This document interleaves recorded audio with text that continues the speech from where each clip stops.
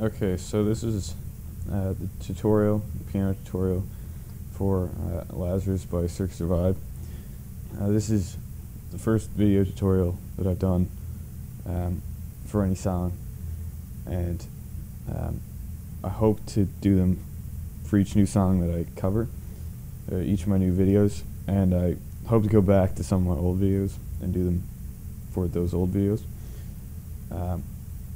Because I've got a lot of comments saying, you know, please do a tutorial or please do sheet music. No, I'm not doing sheet music. It takes like forever, and there's like copyright issues, so I'm not doing those. But I will try to do video tutorials, and this one might be a bit long. I'll try to make it pretty quick, but I also want to be thorough. So it might be, you know, it might be long. Something you should know though, this song is not easy. It does get complicated in some parts, especially putting the left and right hands together.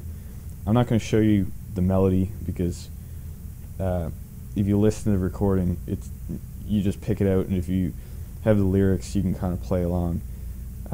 What I will show you is how I put it together with the left hand, you know, the chords, kind of the basics of the song, and I'll show you the patterns that I use to make it sound fuller.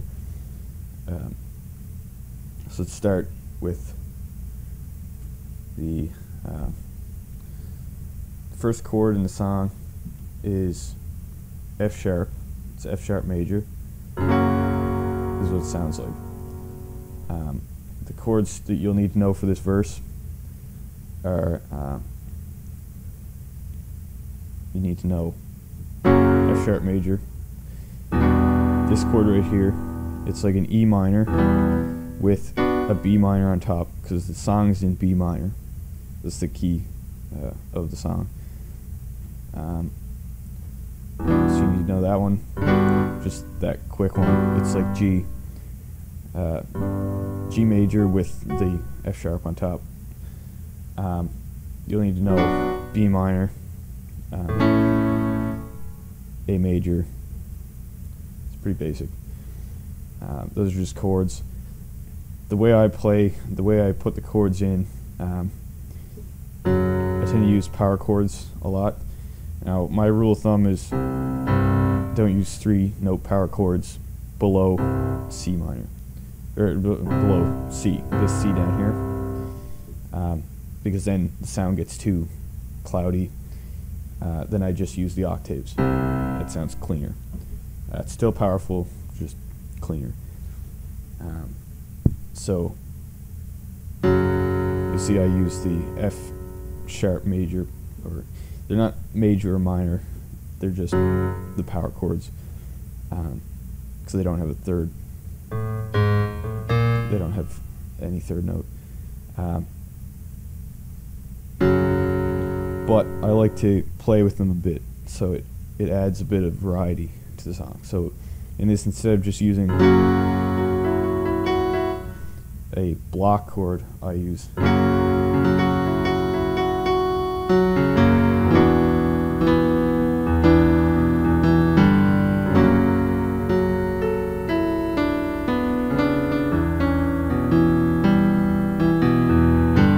and these are all built on the basic power chord. For that one, it's just another part of the E minor chord, which is in the song at that point. So then the melody, I'm not going to explain that. That's, you know, you listen to the lyrics, you can figure that out. And it would take forever because in this song the lyrics are complicated. They do change a lot, so that's something you're going to have to figure out for yourself.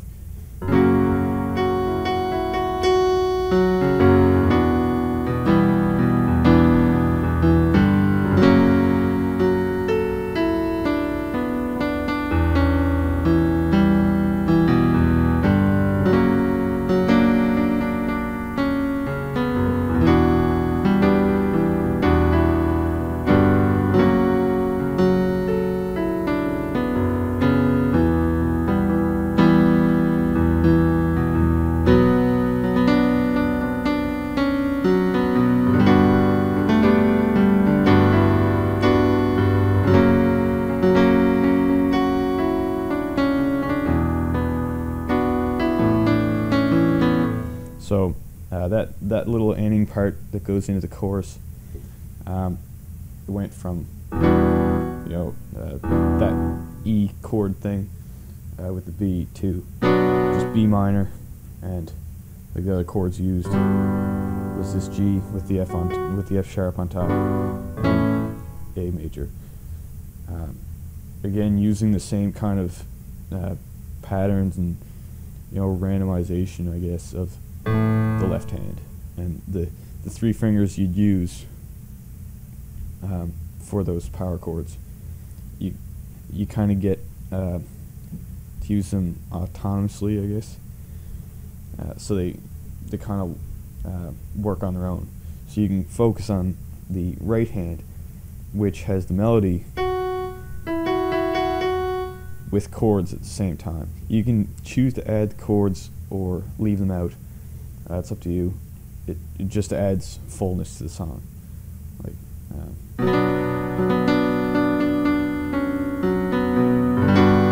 see here, I could have just gone, but the full chord sounds better.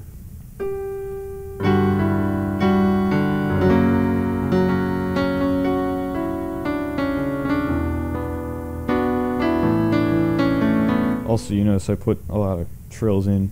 Once you get like familiar or comfortable with the song, with the right hand, you can, or with the basic right hand, you can start to add those in. I mean, you don't have to add them in; it's up to you. But they do, again, add to the song, add to the fullness of the song, and it also tries to copy what the vocalist is actually doing in the real version of the song. So now moving on to the actual chorus, we have starts off with B minor chord, but this one especially it accents the E, because if you notice in the real song, the E is really strong. So you want to really accent that.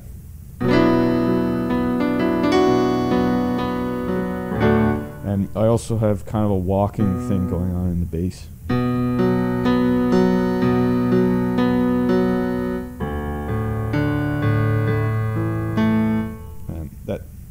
Pretty simple once you get used to doing it and just getting your mind off of it, just doing it without thinking about it. Then it helps. It fills out the song. You don't want to use it too often because people get bored of it listening to it. But for this part, it works.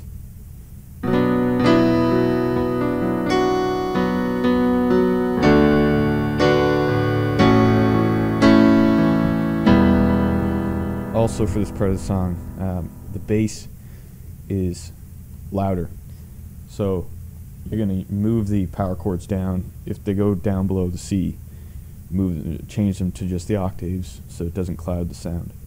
But you certainly want this part to be more powerful.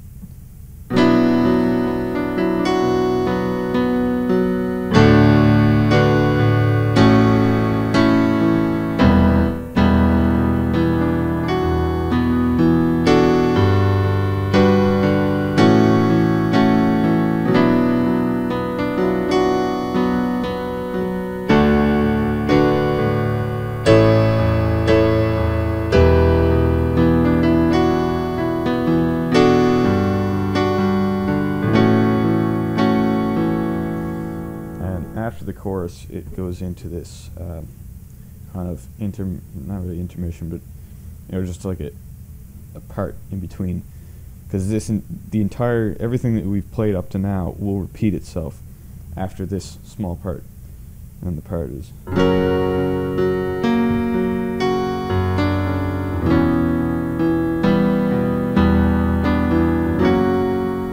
And what that is really. Every time I'm playing the left hand, it makes it sound more complicated than it really is. In the right hand, all you're doing is it's just an F. It's just a variation of the F sharp major chord.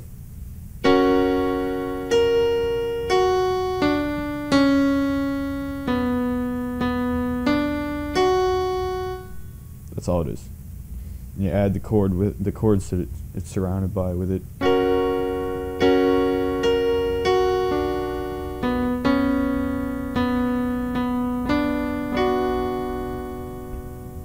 So that's what you have there. You had the left hand. Sorry.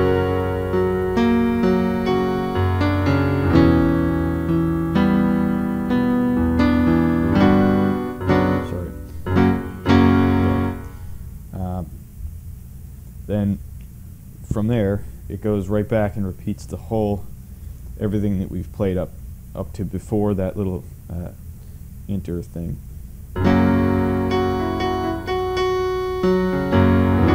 I'm not going to go through that again. The vocals change, like the melody changes just a bit in some places, but going through the lyrics, you'll pick that up.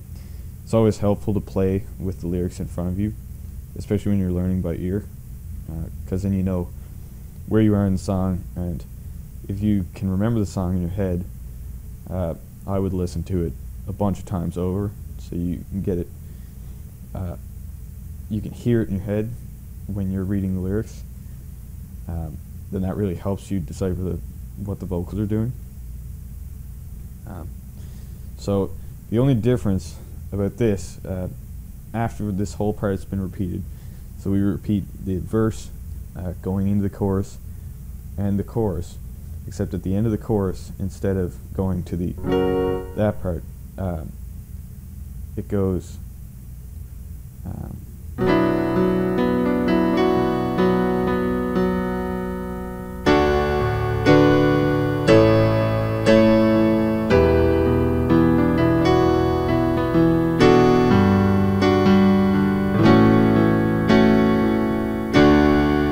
to a D major chord, and then at this point in the song, then it completely changes. The song completely changes, and this is it. The time signature changes, which could be complicated for some people who haven't done a lot of music theory or are new to playing music, I guess. So it's D major chord, C major chord, B flat major chord, and also D minor. Oops. So then it follows the vocals as well.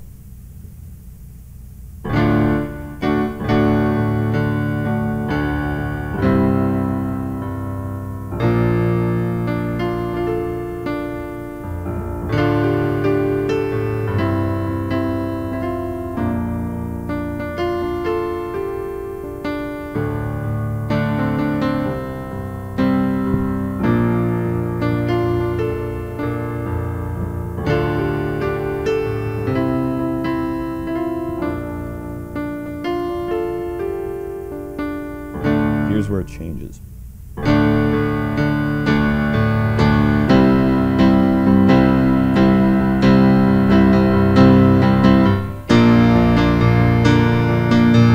You notice that it changed to a kind of like triplets, where it went from where the pattern might have been something like 4/4, now it's to 3/4 or 6/8.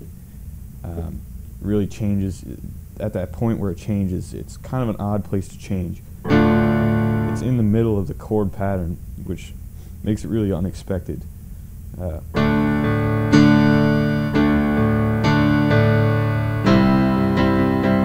at this point, I'm playing polyrhythms because it really fills out the sound. This is what the drummer and the rest of the band there, particularly the drummer, is doing in the song.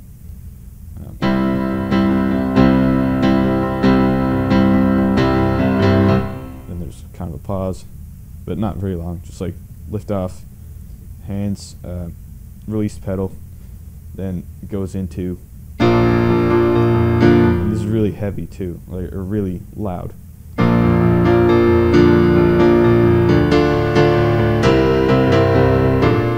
Same chords as before, with the exception the right hand, D minor, C major, but with a B flat on top.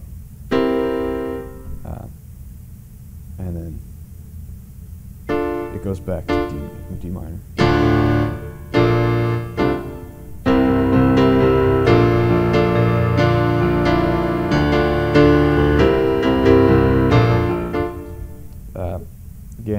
it ends up following the vocals or whatever the treble part of the song is doing. So.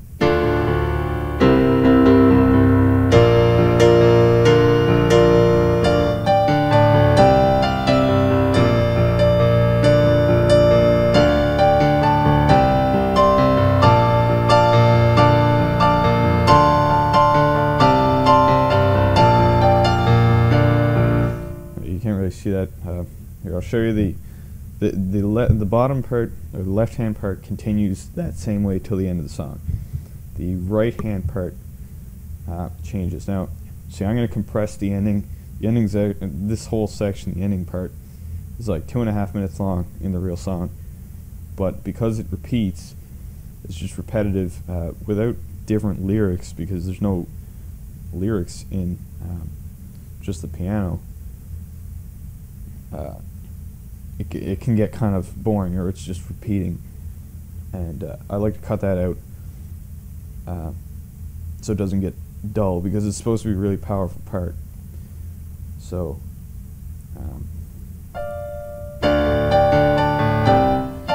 you're kind of on the D minor.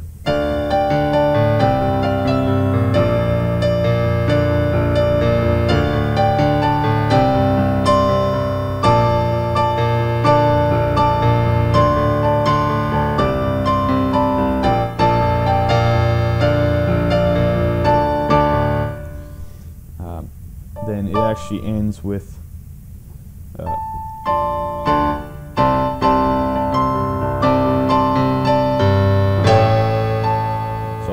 I'll go through that ending. Good.